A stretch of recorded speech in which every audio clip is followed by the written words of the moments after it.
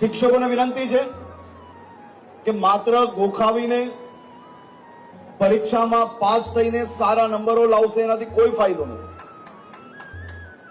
એ બાળકો હસતા હસતા રમતા રમતા વિષયને સમજીને ભણતર પ્રાપ્ત કરે તે પ્રકારની દિશામાં તમે સૌ લોકો વધુમાં વધુ મદદગાર બનજો.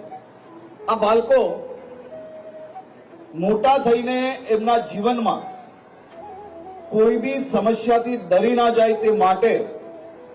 નાનપણથી જ તેમની કેળવણી કઈ રીતે કરવી, તો આ બાળકોને માત્ર ચોપડીના ભણતરમાં જ આખો દિવસ એને વ્યસ્ત રાખવાની બદલે मैदान पर रमे, नानपणथी ज हारता ने जीतता सीखे, संगीत जोड़े એને જોડવામાં આવે જેથી મોટા થઈને એના જીવનમાં અગર એને કોઈ સમસ્યા આવે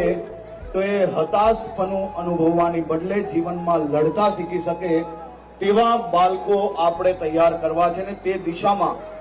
આપ સૌ શિક્ષકોની મદદ માંગવા હું અહીંયા આવ્યો છું.